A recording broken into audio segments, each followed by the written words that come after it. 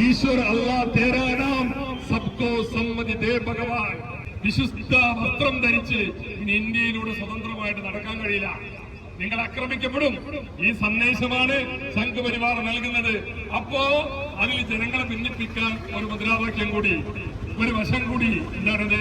ഇവർ നിർബന്ധിത മതപരിവർത്തനം നടത്തുന്നവരാണ്. അത് പറയുമ്പോ വർഗീയമായ ധ്രുവീകരണം ഉണ്ടാകും. അപ്പോ ഇന്ത്യയുടെ പൈതൃകം തകർക്കുന്ന പ്രവർത്തനമാണ്. നമ്മുടെ രാജ്യം നമുക്കറിയാം. ഇവിടെ ഹിന്ദുവുണ്ട്, മുസൽമാനുണ്ട്, ക്രിസ്ത്യാനിയുണ്ട്. എല്ലാവരും ഒരമ്മ പറ്റ മക്കളെ പോലെ ഒന്നിച്ച് ജീവിച്ചവരാണ്. നമ്മുടെ രാഷ്ട്രപിതാവ് ഗാന്ധിജി നമുക്ക് കാണിച്ചു തന്ന സന്ദേശം അതാണ്. ഈശ്വർ അല്ലാ തേരാ നാം സബ്കോ സമ്മതി ദേ ഭഗവാൻ.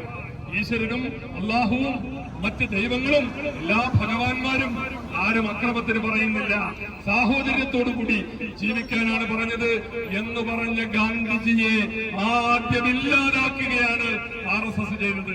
ഇന്ത്യക്ക് ഇപ്പോ ഉപരാഷ്ട്രപതി ഇല്ല.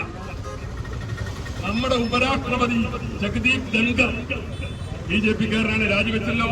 എന്താ രാജിവെച്ച്? ആരെങ്കിലും ശ്രദ്ധിച്ചോ? എന്താണ് RSS എന്നുള്ളതിന് ഏറ്റവും വലിയ തെളിവാണിത്. RSSുമായി നരേന്ദ്രമോദിയുമായി അഭിപ്രായ വ്യത്യാസമുണ്ടായപ്പോ രാജ്യത്തിന്റെ ഉപരാഷ്ട്രപതിയെ പോലും വാഴിക്കില്ല എന്ന് വന്നപ്പോ നാണം കെട്ടിറങ്ങി പോകേണ്ടുന്നതിനേക്കാൾ നല്ലത് രാജിവെച്ചൊഴിയുന്നതാണ്. ആരോഗ്യ കാരണം പറഞ്ഞ് നമ്മുടെ ഉപരാഷ്ട്രപതി രാജിവെച്ച് പോയിരിക്കുക.